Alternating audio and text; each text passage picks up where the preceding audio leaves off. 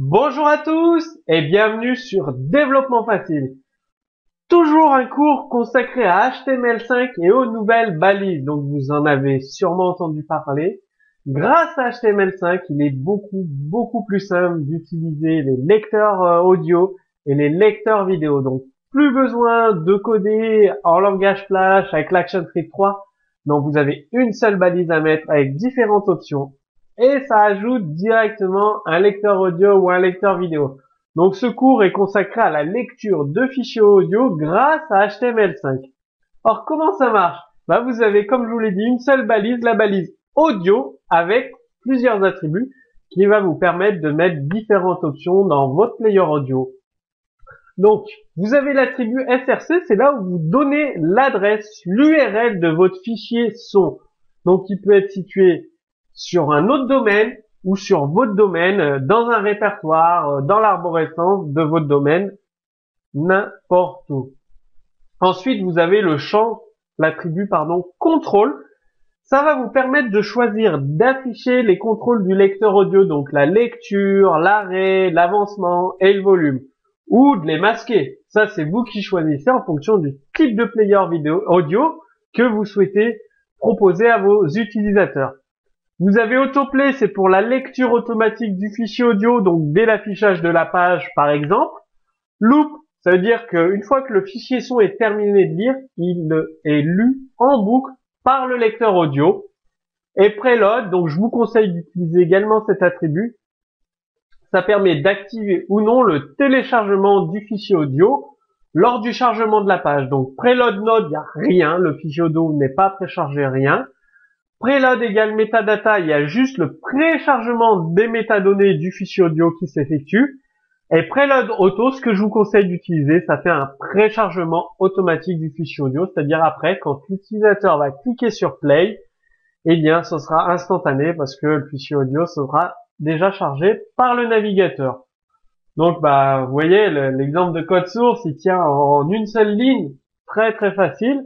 Faites audio src égale jingle.ogg, les contrôles, le preload, et on met un petit texte, votre navigateur ne supporte pas la balise audio au cas où que votre visiteur ne supporte pas l'HTML5, on lui indique par un petit message comme quoi son navigateur est obsolète. Donc, faut savoir que l'HTML5 peut lire les fichiers MP3, les fichiers OGG, AAC, tout ça, je vais vous le récapituler dans un cours complet, le support des fichiers audio, le support des fichiers vidéo, tout simplement.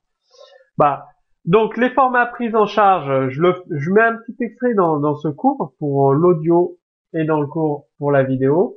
Et après, je rentrerai un peu plus dans le détail dans un prochain cours. Donc vous avez le format OGG, comme je vous l'ai dit, un format libre et performant, avec une qualité bien supérieure au format MP3.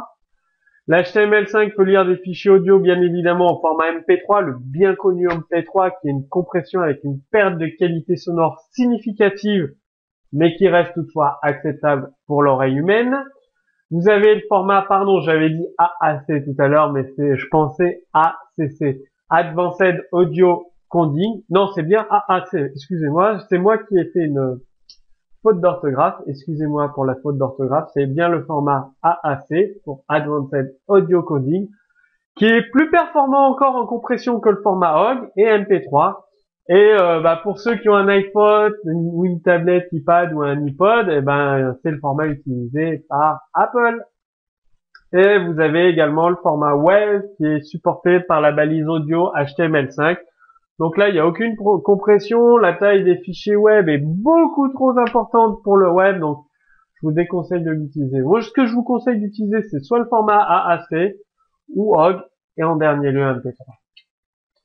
Donc, la balise source, ça permet de spécifier plusieurs fichiers audio. Parce que faut savoir que tous les navigateurs web ne savent pas lire tous les formats de fichiers entre Firefox, Internet Explorer, Google Chrome, Opera.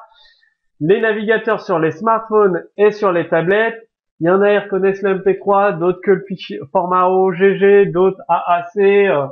Chaque navigateur reconnaît ses formats, d'où la balise source. Comme ça, dans la balise audio, vous précisez plusieurs URL, un format différent. et ainsi, vos fichiers audio deviennent lisibles par tous les navigateurs récents. Donc là, vous avez un exemple de code source d'utilisation de la balise audio avec les contrôles et le preload. On lui donne un fichier au format OGG, au format MP3, au format AAC, encore la même erreur, décidément. Donc au format jingle.aac, et le player MP3 sera compatible avec la majorité des navigateurs.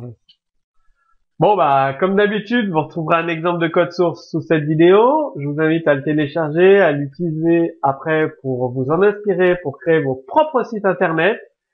Donc amusez-vous à ajouter des players audio dans vos pages web en HTML5. Si vous avez des questions, posez-les directement sous ce cours vidéo.